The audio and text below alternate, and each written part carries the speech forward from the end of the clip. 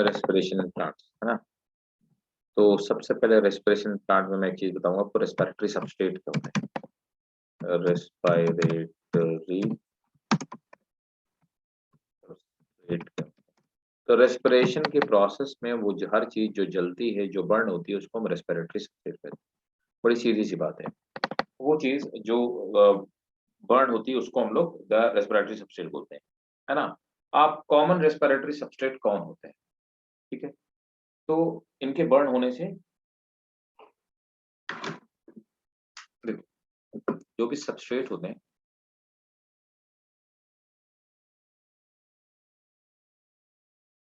Respiratory substrate, ये respiratory substrate burn होते हैं और इनसे कार्बन डाइऑक्साइड निकलती है और साथ में एनर्जी रिलीज होती है, और इस एनर्जी को हम लोग यूटिलाइज कर लेते हैं। इस एनर्जी को हम लोग मतलब प्लांट, कोई भी ऑर्गेनिज्म या प्लांट यूटिलाइज कर लेता है अपने बॉडी की फंक्शनिंग को चलाने, ठीक है। आप देखो रेस्पिरेटरी सबस्ट्रेट क्या क्या हो सकते हैं, क्या क्या चीज हो सकती है। तो देखो सबसे पहले जो रेस्पिरेटरी सबस्ट्रेट हो सकती है, वो सबसे जो कॉमन रेस्पिरेटरी सबस्ट्रेट है वो है कार्बोहाइड्रेट, है ना। कार्बोहाइड्रेट, कार्बोहाइड्रेट किसमें ब्रेक होते हैं, ये ब्रेक होते हैं, इनका मोनोमर है ग्लूकोज, है ना। और फिर ग्लूकोज बर्न हो जाता है। दूसरे नंबर पर जो रेस्पिरेटरी सबस्ट्रेट हो सकता है वो फैट होता है। तो फैट रेस्पिरेटरी सबस्ट्रेट होता है। फैट ब्रेक होता है फैटी एसिड्स और ग्लिसरॉल, फैटी एसिड और प्लस ग्लिसरॉल, है ना। फिर ये रेस्पिरेटरी सबस्ट्रेट के फॉर्म में यूज किया जाता है, ठीक है। अच्छा देखो, प्रोटीन जो होते हैं वो बॉडी के कंपोनेंट होते हैं। प्रोटीन ब्रेक होता है एमिनो एसिड में, और amino acid directly respiratory substrate के फॉर्म में यूज हो जाते हैं। लेकिन protein is the component of protoplasm and cell wall, plasma membrane and all that. तो प्रोटीन जो होता है वो बॉडी का कंपोनेंट होता है। प्रोटीन कभी हमारी बॉडी में स्टोर नहीं होता, हम लोग डिटेल पढ़ चुके इस बात को। तो जब प्रोटीन का रेस्पिरेशन शुरू हो जाए तो समझ लीजिए इसको हम लोग बोलते हैं प्रोटोप्लाज्मिक रेस्पिरेशन, ठीक है। तो इसे हम लोग बोलते हैं प्रोटोप्लाज्मिक रेस्पिरेशन। जब प्रोटीन का होने लगे तो समझिए ऑर्गेनिज्म की डेथ तय है। तो कॉल्ड प्रोटोप्लाज्मिक रेस्पिरेशन, है ना।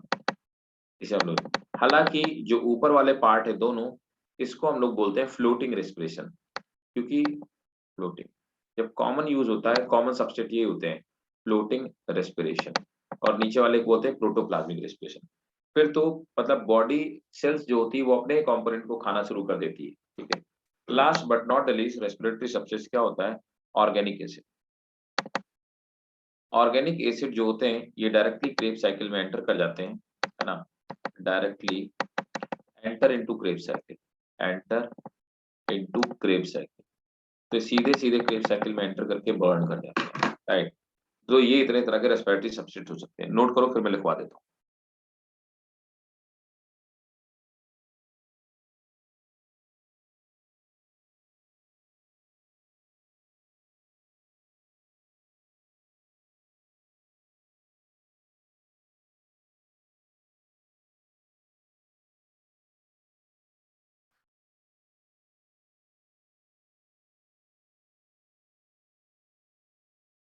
नोट कर लिया।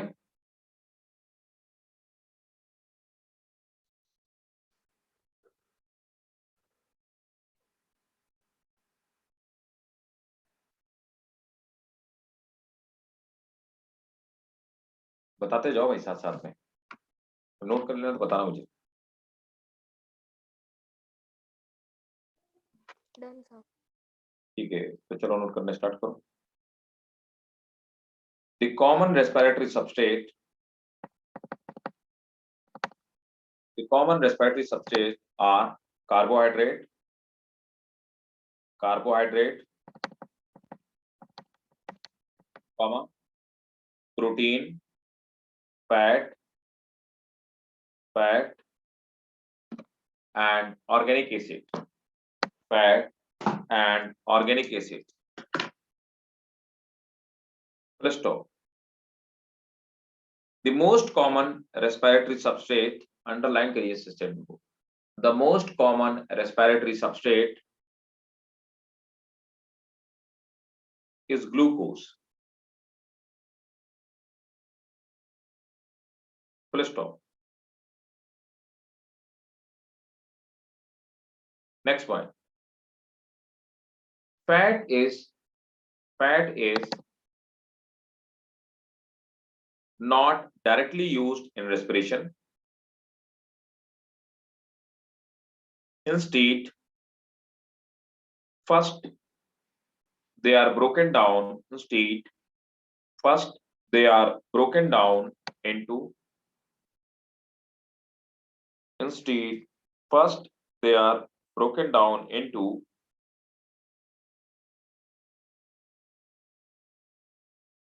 carbohydrate. Full stop. Next, protein are used in respiration only rarely, as during germination of protein-rich seed and spores. During germination of protein-rich seed and spores. Full stop. Proteins are hydrolyzed to form amino acid. Proteins are hydrolyzed to form amino acids.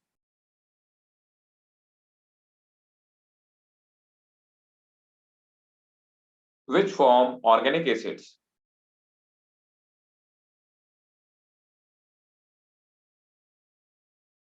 Full stop.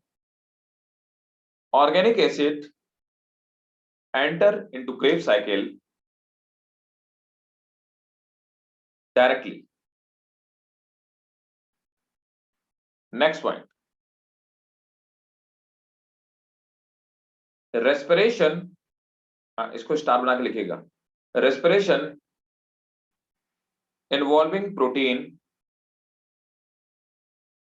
as respiratory substrate. Respiration involving protein as respiratory substrate are called protoplasmic respiration.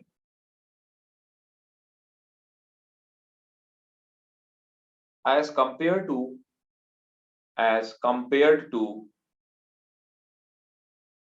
floating respiration, which uses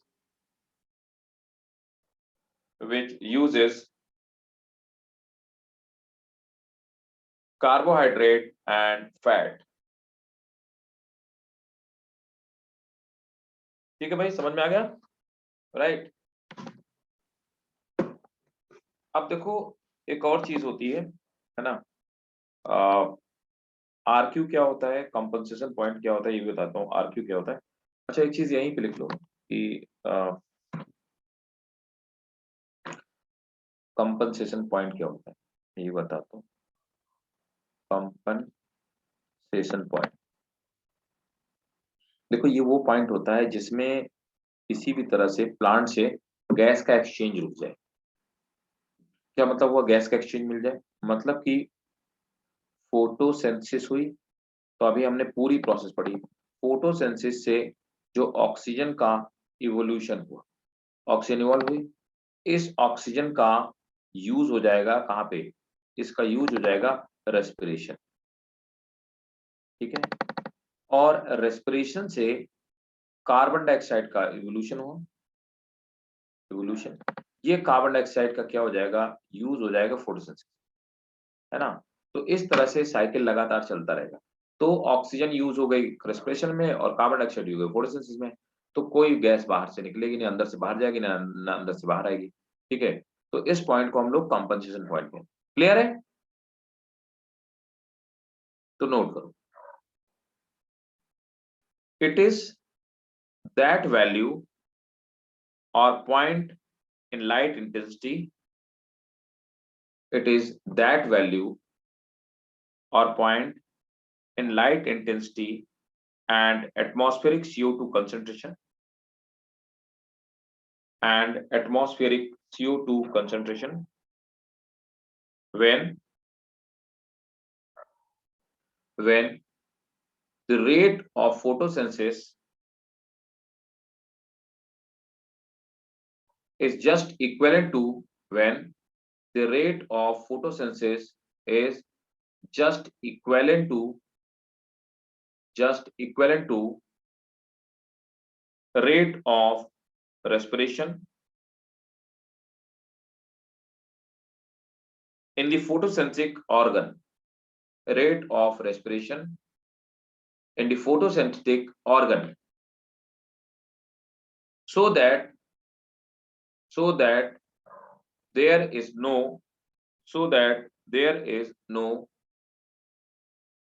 gaseous exchange, right. तो ये था हमारा compensation point. अब देखते हैं RQ क्या होता है, रेस्पिरेटरी क्वोशिएंट हम लोग इसको बोलते हैं। तो क्या होता है रेस्पिरेटरी क्वोशिएंट?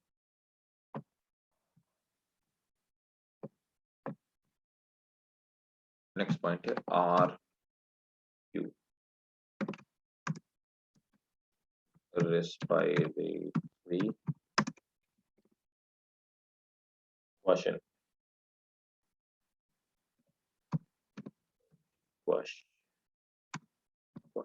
ठीक है, अब देखो इसका अपना एक फॉर्मूला होता है। तो आरक्यू का फॉर्मूला क्या है? ये दो मार्क पर क्वेश्चन है, पूछे जाते हैं नॉर्मली स्कूल में। तो आरक्यू होता है the volume of CO2 evolved, the volume of CO2 evolved upon, तो किसी भी फोटोसिंथेसिस की रिएक्शन, किसी भी रिएक्शन में, सॉरी रेस्पिरेशन रिएक्शन में जितना CO2 इवॉल्व हुआ upon the volume of O2 absorb, volume of O2 absorb. क्या मतलब हुआ? इसका मतलब हुआ कि किसी भी सबस्ट्रेट को बर्न करने के लिए उसको कितनी ऑक्सीजन चाहिए, और जब वो बर्न हो जाता है तो कितनी कार्बन डाइऑक्साइड रिलीज होती है। अब आरक्यू कुछ चीजों का आप याद रखिएगा जो कि बहुत इंपॉर्टेंट है। जो कार्बोहाइड्रेट का आरक्यू होता है ना, तो वो होता है हमेशा यूनिटी होता है ना, एक होता है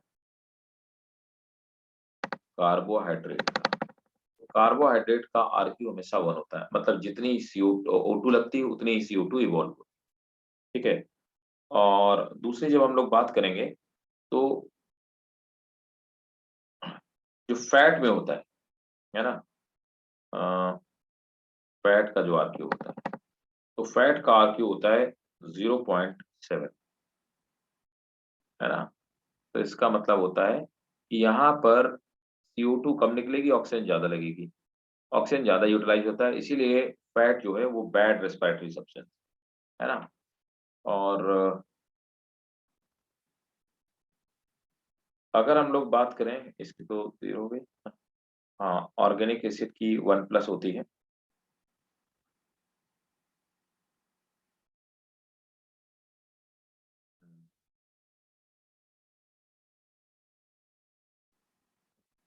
ऑर्गेनिक एसिड की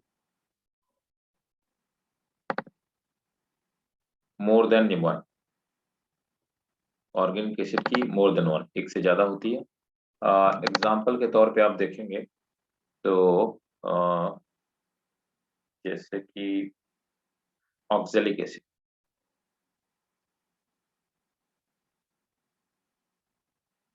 ऑक्जेलिक एसिड का आरक्यू होता है 4 पॉइंट, है ना।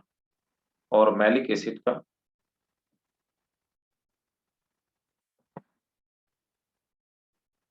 1.3, सक्सिनिक एसिड का 1 पॉइंट, मैलिक वही 1.3, मतलब मोर देन यूनिटी हो रहा है। 2 एग्जाम्पल मैंने आपको बता दिए। और किसका रह रहा है? प्रोटीन का 0.9 के आसपास, जस्ट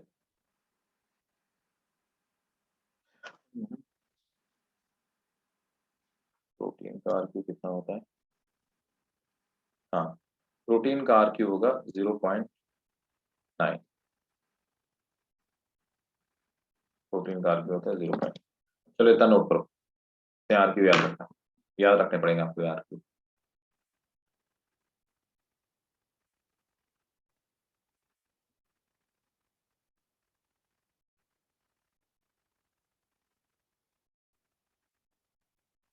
नोट कर लिया? ठीक है। अब देखो, रेस्पिरेशन कितने टाइप का हो सकता है, ये भी हम लोग पहले बात कर लेते हैं। Types of respiration. तो बेसिकली रेस्पिरेशन दो तरह का होता है, एरोबिक और एनारोबिक रेस्पिरेशन।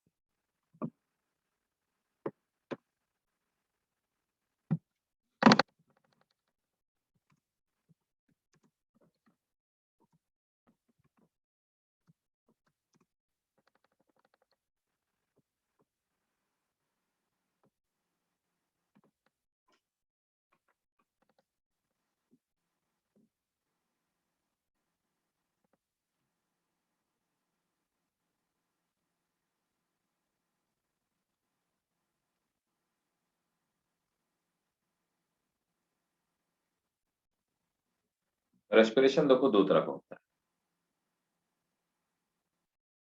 एरोबिक और एनारोबिक।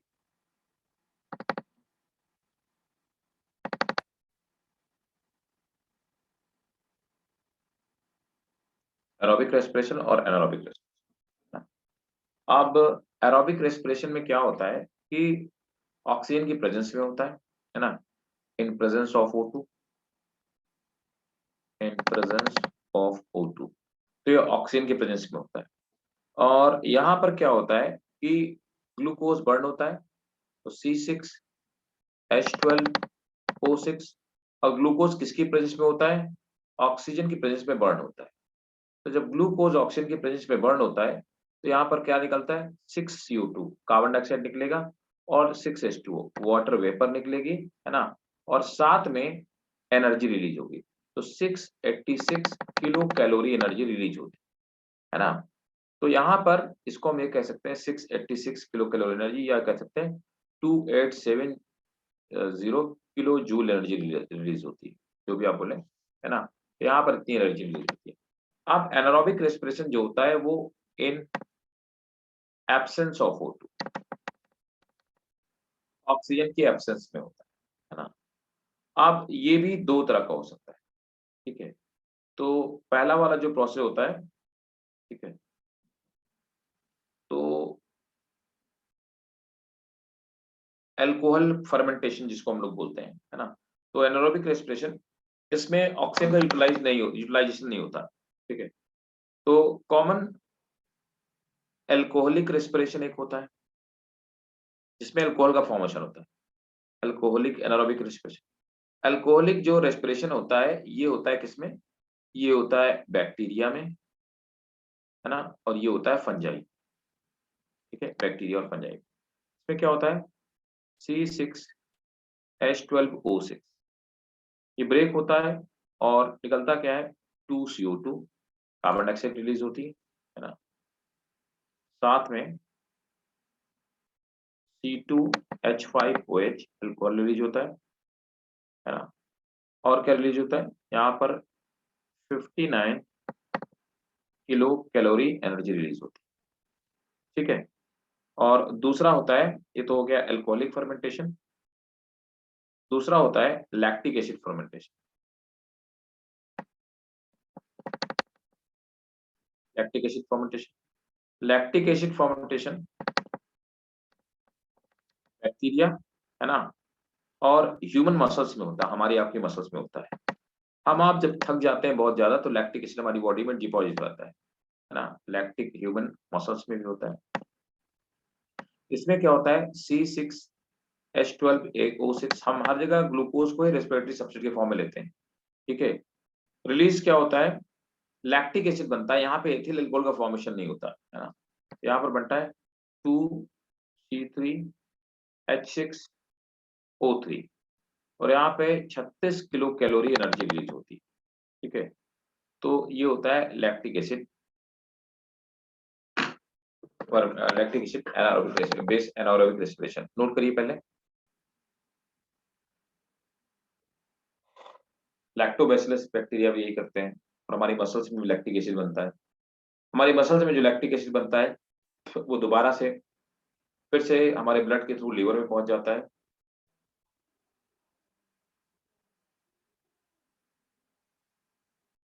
और लीवर फिर से इसको ग्लूकोज में कन्वर्ट करता है। नोट कर लीजिएगा तो मुझे बताइएगा।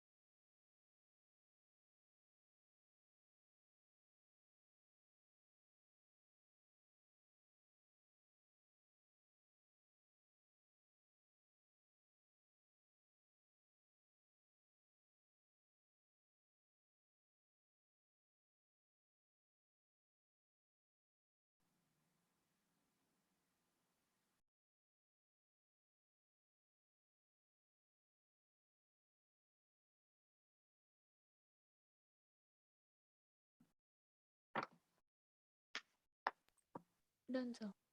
डन, ठीक है। तो देखो ये था हमारा टाइप्स ऑफ रेस्पिरेशन, है ना। और अब तो हम ग्लाइकोलिसिस नेक्स्ट ही क्लास में पढ़ेंगे, क्योंकि अब देखो क्या होता है ऐसा, मतलब रेस्पिरेशन में ऐसा क्यों होता है। मैं आपको एक बहुत मतलब बेसिक चीज बता देता हूँ कि रेस्पिरेशन कहाँ कहाँ पे होता है। तो बेसिकली देखो रेस्पिरेशन तो हमारे माइटोकॉन्ड्रिया के अंदर होता है ना। लेकिन ग्लूकोज डायरेक्टली बर्न नहीं होता है, ठीक है। तो होता क्या है कि मैं आपको एक बेसिक आइडिया देता हूँ। रेस्पिरेशन में होता क्या है कि ग्लूकोज जो होता है ये एंटर कर जाता है कहाँ पे, सेल के अंदर। तो किसी भी सेल, मान लेते हैं सेल है, तो सेल के अंदर चलो भाई ग्लूकोज तो एंटर कर गया, ठीक है। ग्लूकोज पहुंच गया है यहाँ प्रोटोप्लाज्म।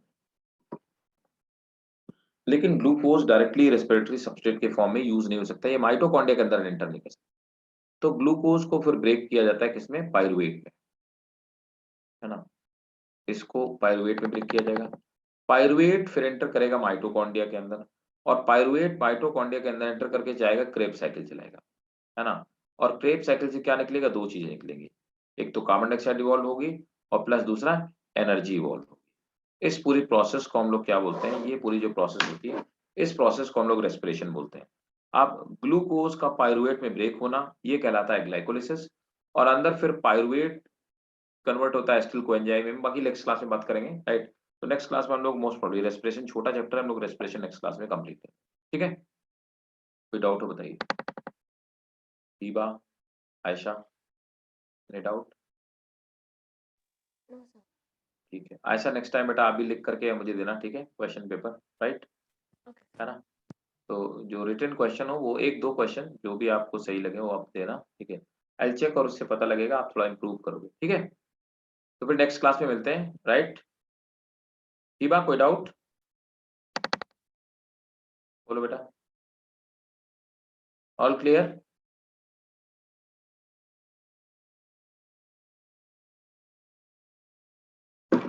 दीबा,